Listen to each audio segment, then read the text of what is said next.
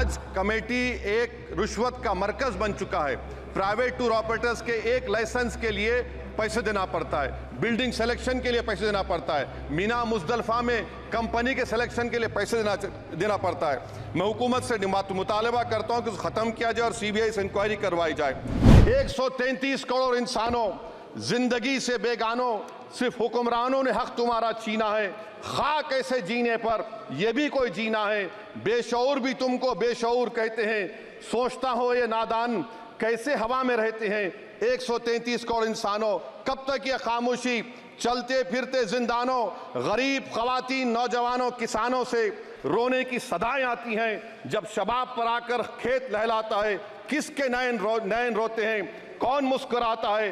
काश तुम भी समझो, काश तुम भी जानो किस कदर भयानक है जुल्म का ये ढब। देखो रख्स से आतिश व आहन देखते ही जाओगे, होश में ना आओगे।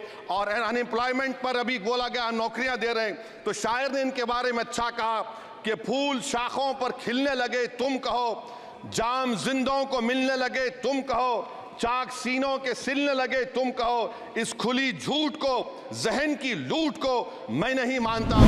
भारत की सबसे बड़ी अक़लियत मुसलमान है, 17 करोड़। मैं हुकूमत से जानना चाहता हूं कि क्या 17 करोड़ मुसलमानों में गरीब नहीं है, नौजवान नहीं है, किसान नहीं है, ख़वातीन नहीं है?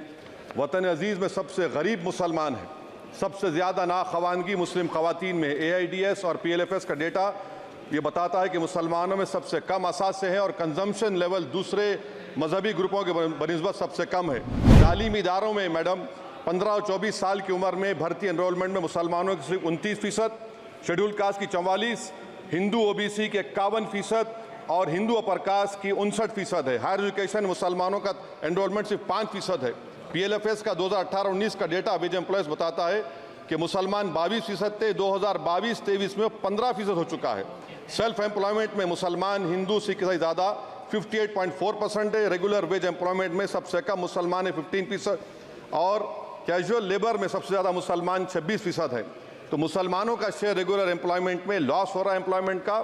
मुसलमान नौजवानों का ना रोज़गार मिलता है, ना तालीम के मौक़े, ना हुकूमत उनको कोई तरबियत सहूलत दी जाती है। मैं मोदी हुकूमत को एक मुसलमानों का एक अछूत बना दिया है, ना कोई सियासी नुमाइंदगी है, ना मुल्क की तरक्की में इनका कोई हिस्सा दिया जा रहा है। इंटर्नशिप प्रोग्राम मैडम 5 साल में आप 1 करोड़ लोगों को इंटर्न कराएंगे, यानी एक कंपनी को 4000 लोगों को ट्रेन करना पड़ेगा।